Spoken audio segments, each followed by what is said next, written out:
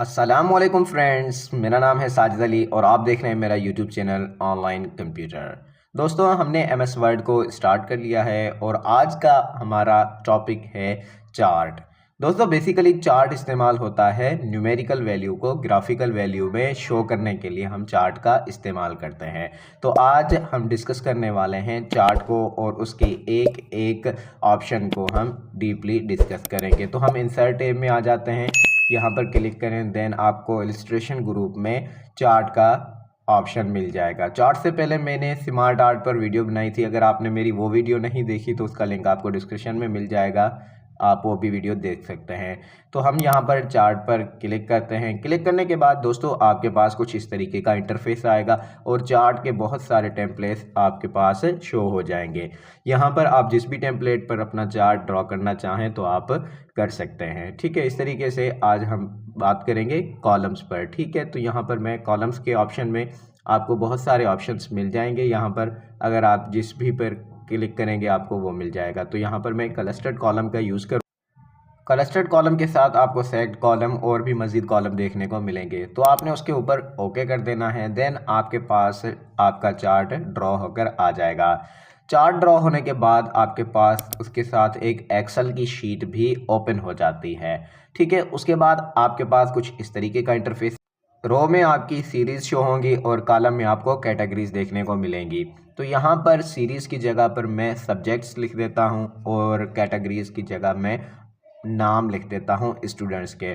तो जल्दी जल्दी में यहाँ पर मैं कुछ डेटा पुट कर लेता हूँ। इसी तरीके से आपने भी डेटा पुट कर लेना है। मुझे समझाने के लिए सिर्फ 3 कॉलम्स और 5 रोज़ काफ़ी हैं। ठीक है, इस तरीके से आपको बात भी समझ में आ जाएगी। यहाँ पर कुछ मैंने नाम लिखे हैं और कुछ सब्जेक्ट, और अब मैं उनके कुछ मार्क्स यहाँ पर इंटर कर देता हूँ। इस तरीके से आपने भी इंटर कर लेना है। तो मैंने कुछ मार्क्स और सब्जेक्ट्स और नाम कुछ यहाँ पर ऐड कर लिए हैं। यहाँ पर आपने इसको क्लोज़ कर देना है। ठीक है, बट उससे पहले यहाँ पर अगर आप इसको मज़ीद बढ़ाना चाहें कॉलम्स और रो की तादाद को, तो आप यहाँ से बढ़ा भी सकते हैं और कम भी कर सकते हैं।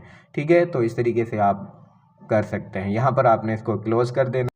यहाँ पर आप देख सकते हैं कि वो एरिया वाइज स्टूडेंट्स को शो कर रहा है, जैसे कि साजिद, ये राशिद और ये वाजिद और देन अमजद। ठीक है, इस तरीके से। और यहाँ पर जो कलरफुल आपको लाइंस नज़र आ रही हैं वो दरअसल ये लेजेंड्स कहलाते हैं। इंग्लिश को ब्लू कलर शो कर रहा है, उर्दू को कोई और कलर, देन मैथ को कोई और कलर यहाँ से शो कर रहा है। देन यहाँ पर आपको नंबर्स भी मिल जाएंगे। आप यहाँ से अंदाज़ा लगा सकते हैं कि किसके कितने मार्क्स हैं और यहाँ से देख के आप उनके मार्क्स बता सकते हैं। ठीक है, तो उसके बाद जैसे ही आप चार्ट ड्रॉ करते हैं तो उसके साथ आपको 2 कॉन्टेक्चुअल टैब भी ओपन हुई नज़र आती हैं। एक डिज़ाइन टैब है, दूसरी फॉर्मेट टैब है। ठीक है, तो वन बाय वन हम इनको डिस्कस करेंगे। Add chart element.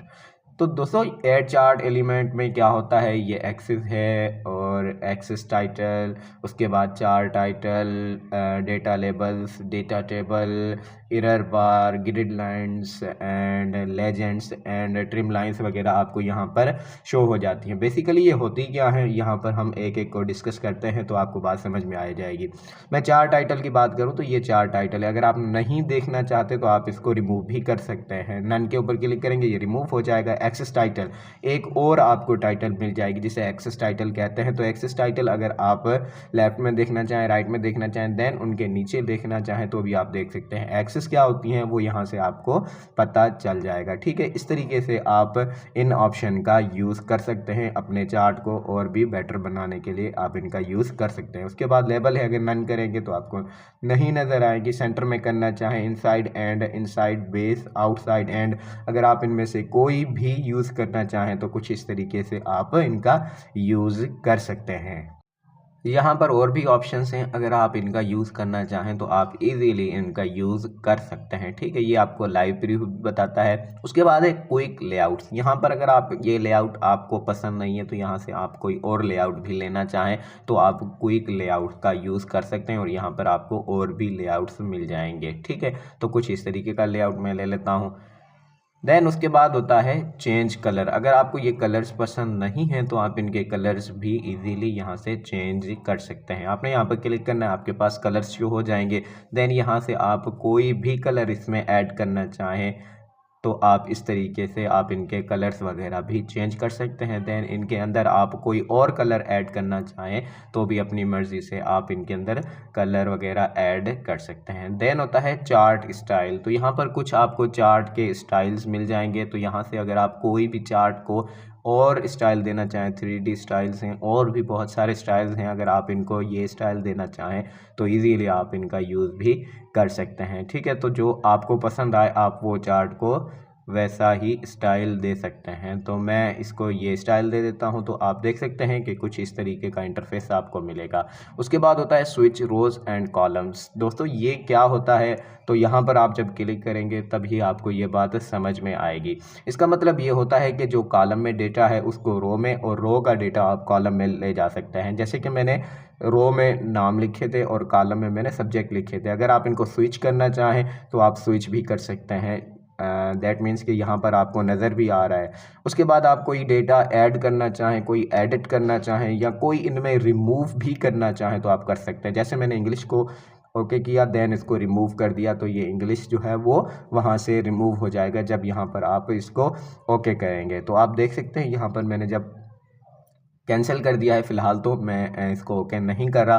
तो आप भी अगर ओके ना करें तो कोई बात नहीं, अगर करें तो भी आपकी मर्ज़ी है। उसके बाद होता है एडिट डेटा।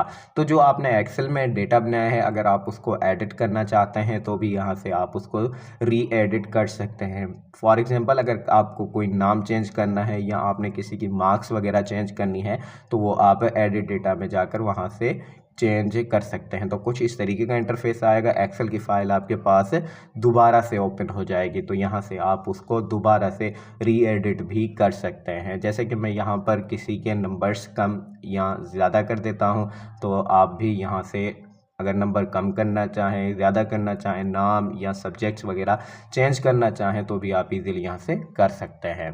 ओके फ्रेंड्स, तो उसके बाद आपके पास ये लास्ट ऑप्शन है चेंज चार्ट टाइप। तो दोस्तों जैसे कि स्टार्टिंग में आपको बहुत सारे टेम्पलेट मिल जाते हैं, तो यहाँ पर दोबारा से अगर आपको ये टेम्पलेट पसंद नहीं आता तो आप कोई और टेम्पलेट लेना चाहें, फॉर एग्जांपल लाइन टेम्पलेट है, पाए है, बार है, एरिया है और बहुत सारे हैं, तो कोई भी आप यहाँ से ले सकते हैं। आपका डेटा वैसा का वैसा होगा, सिर्फ आपका जो चार्ट का टाइप होगा सिर्फ वही चेंज हो जाएगा। तो यहाँ पर आप देख सकते हैं कि डेटा हमारा सेम ही है, बट यहाँ पर चार्ट का जो टाइप है वो यहाँ से चेंज हो चुका है। ठीक है, तो इस तरीके से अगर आप भी अपने चार्ट का टाइप बाद में चेंज करना चाहें तो भी आप कर सकते हैं। तो दोस्तों यहाँ पर हम आते हैं फॉर्मेट की टैब पर। सबसे पहला एरिया जो ऑप्शन है वो इसको सिलेक्ट करने का होता है। अगर चार्ट का टाइटल आप सिलेक्ट करना चाहते हैं तो यहाँ पर क्लिक करें।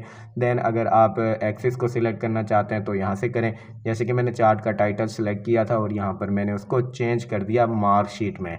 तो ठीक है, इस तरीके से यहाँ पर आपके पास और भी बहुत सारे ऑप्शन हैं जो यहाँ पर चार्ट में इस्तेमाल हुए हैं। तो यहाँ पर वो सारे हैं, अगर आप इनमें से कोई भी यूज़ करना चाहें तो आप इजीली यहाँ से जो है ना यूज़ कर सकते हैं। जैसे कि यहाँ पर सब्जेक्ट्स हैं, प्लॉट एरिया है, लेजेंड्स हैं वगैरह वगैरह। तो यहाँ पर आप देख सकते हैं कि ये सिलेक्ट हो चुका है। इस तरीके से अगर आप करना चाहें इसमें से कोई भी ऑप्शन सेलेक्ट करना चाहें तो इजीली आप कर सकते हैं। उसके बाद होता है फॉर्मेट सिलेक्शन। तो यहाँ से आप इसकी फॉर्मेटिंग करना चाहें, फॉर एग्जांपल मैं इसके अंदर कोई और कलर फिल करना चाहता हूँ तो वो भी आप इजीली फिल कर सकते हैं। यहाँ पर सॉलिड कलर है तो यहाँ पर और भी कलर्स हैं, जैसे कि ये कलर है, ग्रेडियंट हैं, पिक्चर ऐड करना चाहें, पैटर्न फिल करना चाहें, ये हम लास्ट वीडियो में कर चुके हैं। तो आप ये भी करना चाहें तो यहाँ से इजीली कर सकते हैं। अगर आप इस ग्राफ को रीसेट करना चाहें तो आप रीसेट मैच स्टाइल के ऊपर क्लिक करेंगे।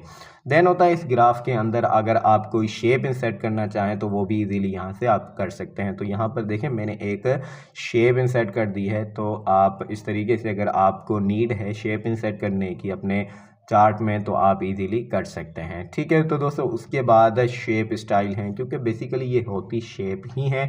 तो इनके जो कलर्स हैं, इनके स्टाइल्स हैं, शेप, आउटलाइन, देन उसके बाद word art style, word rap, position, ये हम ऑलरेडी डिस्कस कर चुके हैं। तो वीडियो को ज़्यादा मैं लंबा नहीं करूँगा, बस आपको यही बताना था कि चार्ट का इस्तेमाल कैसे और क्यों और किस लिए होता है। तो ठीक है, इस तरीके से आप अगर वर्ड आर्ट स्टाइल यूज़ करना चाहें, वो टेक्स्ट के लिए होता है, बेसिकली यहाँ पर वो टेक्स्ट पर अप्लाई हो जाएगा। तो दोस्तों इस तरीके से आप अपने चार्ट को मज़ीद बेटर और बेस्ट बना सकते हैं।